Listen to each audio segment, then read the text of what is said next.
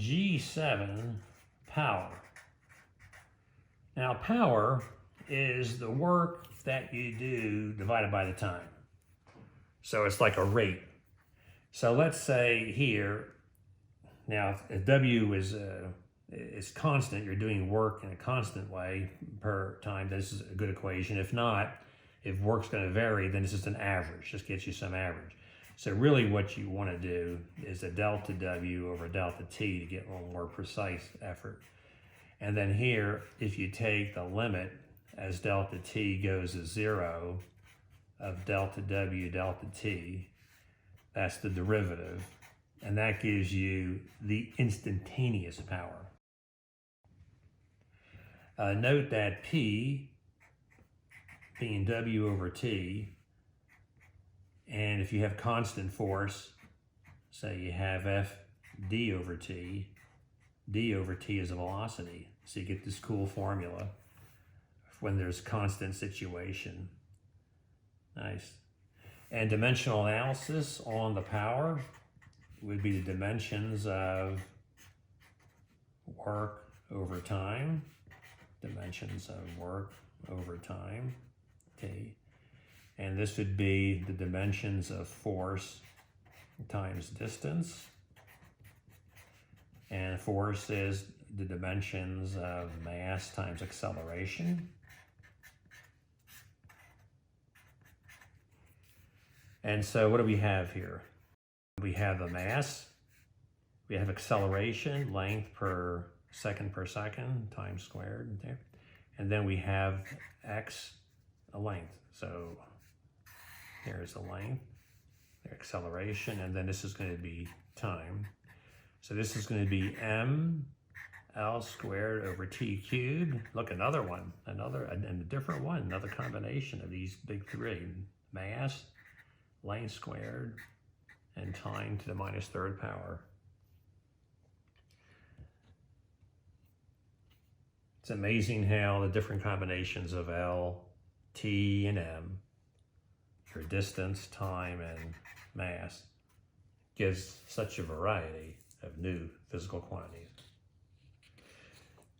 Well, if we want to relate this to systems, let's see, we have MKS, we have Newton meters a joule, we talked about that. So you're basically having here, go ahead and I'll write these down. In the MKS system, you're looking at a joule per second. And we named that after James Watt. So in other words, a joule per second, or joules per second, is equal to watts. There you go, James Watt. In the British system and the CGS, well, in the CGS system, remember that you have the work is an erg. You have here an erg per second. And in the British system, you would have foot-pounds per second. Now, I find this fascinating in the British system, where what they do is they have this unit called the horsepower. In other words, if you can take 550 pounds, which is 2450 newtons, and you're to like lift it, say 1 foot, all right, 1 foot like this, which is 30.5 centimeters, and 1 second, you do it in 1 second, right? Then that's called a horsepower. So 1 horsepower is 550.0 here, foot-pounds per second. And, you know, if you want to convert to get rid of the pounds, then 1 pound, earlier we showed that this was 4.45, but I'm going to look up more digits here to have this. And then to get rid of the feet,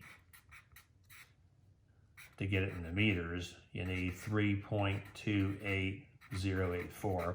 So when you work that out for the horsepower, you get 745.7 watts. I find it fascinating here, this picture. Here's a horse that's pulling 550 pounds up 1 foot to get you the horsepower. And then I do a conversion here in the book for you to get the metric system. But then there's another definition called the metric horsepower. When you figure this out and you are looking at the weight that you're picking up here, it's 76.04 kilogram weight. But if you nudge that to 75, so it's exactly 75, then they have the metric horsepower when it's 75. And then the watts is just slightly less because you have the reduction. You have 75 over 76.04, brings it down just slightly. All worked out in the book here. That's cool. So let's end up with calculating the horsepower, or the watts, we want to use the metric system, for a mom that's pulling on this sled. So the power is the work over the time, and the work is the force times cosine of theta, x over t. And this is x over t is the velocity. So here it is. So pulling along here, angle theta. We're going to use for the angle theta, 40 degrees.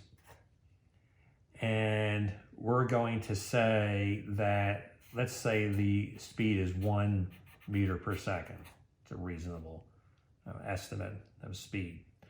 So that would mean here, the force, we figured out the force, by the way, already. We figured out in the earlier section that this was 18 newtons. So we figured that out earlier. You can check in the notes, review, 1 meter per second. And you want the cosine here, 40 degrees. So when you work this out, you get 14 watts. Now, if you want to convert that to horsepower, 1 horsepower, 745.7 watts, and you can see that's not going to be much. 1/50th of a horsepower, which makes sense, you know, for a human doing some work. The horse is very, very, very powerful.